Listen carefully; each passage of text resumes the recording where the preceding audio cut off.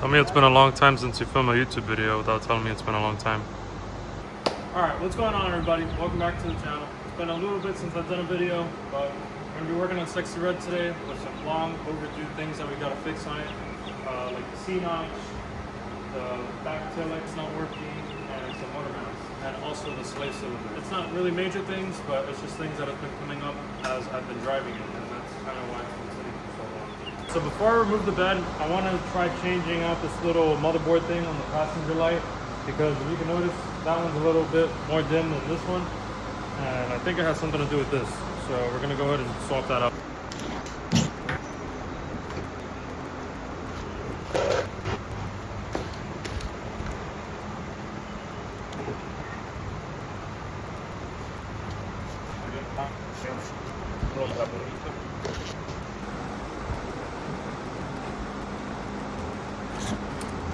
Alright, let's see how that worked.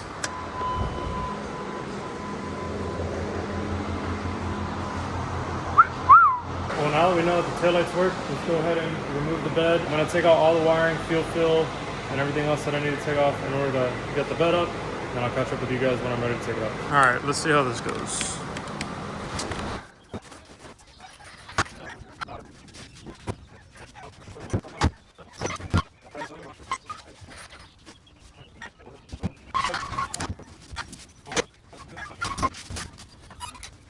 Alright, well, we got the bed off. We're gonna start jacking it up so we can take off the wheels and start unbolting this old C-notch. Alright, so this is where we're at right now. I removed the C-notch on this side and I'm kind of mocking this up, bringing the axle up and down to see where the center is. That's more or less the center right there. So we're gonna go ahead and clean this thing up, get it down to bare metal and take all this grease off of it so we can start tacking it up. And then on this side, I kind of want to trim it down a little bit so I can fold this in here and weld it on top of this. I kind of want it to sit on top of this frame. See that? Sit right there, but it has a little bit of a lip. All right, little fast forward. Been kind of trying to work through all this measurement stuff, but we got everything measured out. It's 31 inches from here to the end of the frame. And I forgot what it was here, but they're both the same. I got them all marked out on each side and in the center. So we're gonna go ahead and pull this off, clean it up.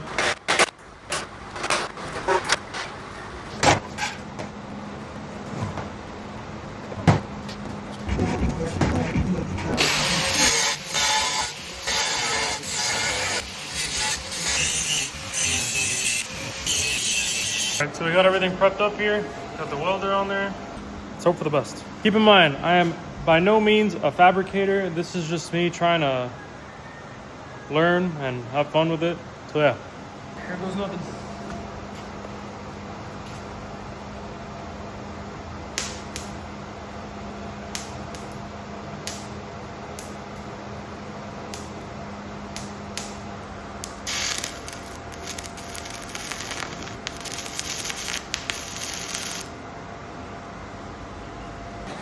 All right, so it's like 11 o'clock at night. That welder was a piece of junk. It didn't work. So I ended up going to my buddy's house down the street. He helped me get it welded with his welder. Came out pretty decent. I did this side. First time ever welding with a MIG welder. Built by trap.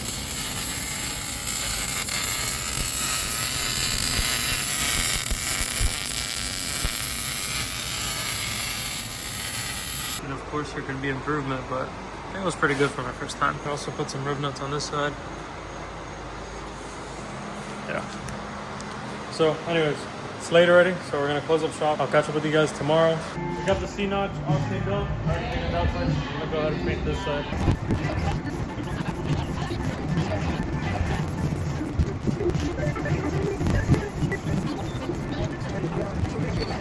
All right, well now we got the C-notch all finished up. I flipped the bed up and now I'm cutting these little chunks out so the C-notch can lay in there. I'm giving the salsa a chance to charge up so I can finish cutting that little bit. But in the meantime, we're gonna jack it up and start working on the slave cylinder.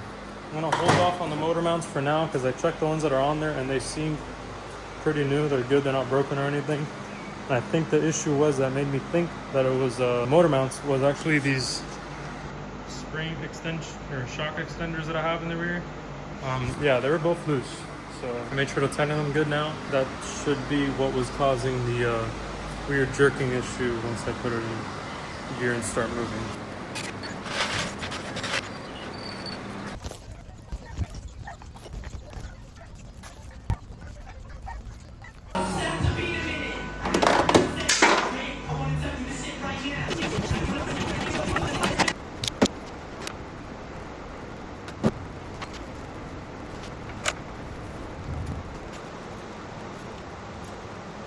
Alright, just finished up changing the oil. Ended up changing that clutch master cylinder. I bench blended and stuff. So everything's bled, good to go. Fresh motor oil in it too.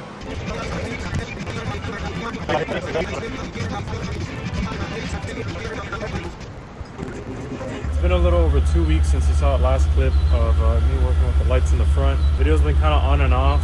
I really got set back with the master clutch cylinder, or the clutch master cylinder, when I was changing it out.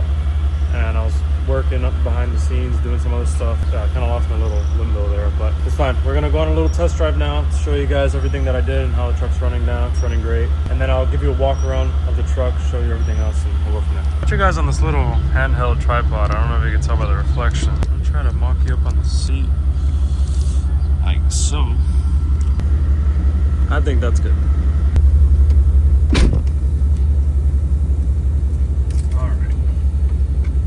Let's get out of my house, and once we get out of here a little bit, we'll start filming.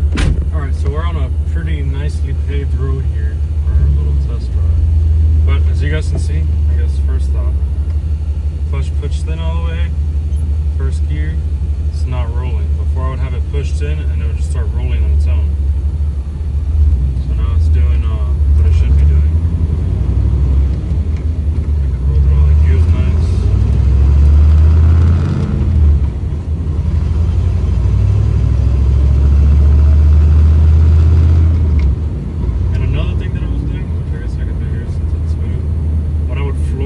Since it was so close, the frame to the axle, it would just kind of be bouncing on there from all the weight shifting back.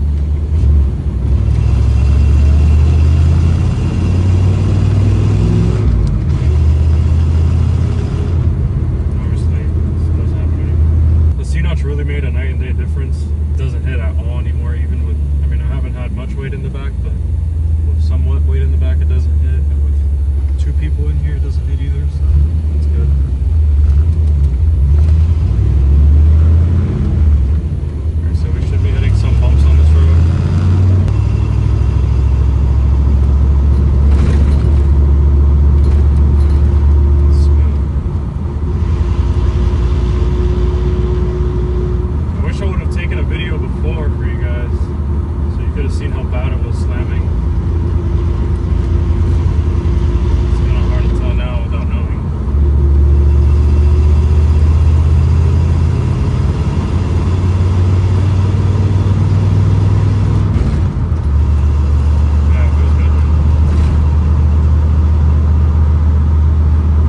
As you guys saw, the truck drove pretty good. The only other thing that I really want to take care of is, like I said, the idle issue and having like a battery connection issue. So I got to redo those terminals. But besides that, she's doing pretty good. I also mentioned the switchbacks. I didn't show you guys. I did the switchbacks kind of like how I had the U-Haul. I would show you on the U-Haul, but I accidentally left the battery on, so it's dead. But I don't know, I kind of like it with the switchbacks. I know it's very modern and stuff. I wouldn't do it personally on this truck, considering how original it is. But with this truck being custom, you know, dropped and stuff, I feel like it's very fitting.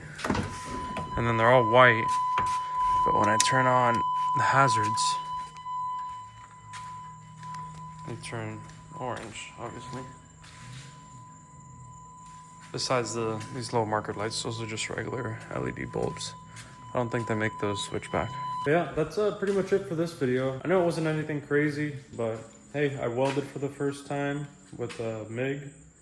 I did pretty decent, pretty good, I'd say, for my first time. I want to start doing more videos that are entertaining and have more of like a storyline. I have a lot of things lined up for the U-Haul that I want to do to it. That's why it's been sitting here for so long. Yeah, besides that, I really appreciate everyone that stayed until the end of the video. If you liked the video, make sure to like, comment, and share the video. And comment down below any ideas and any new videos that you guys would like to see.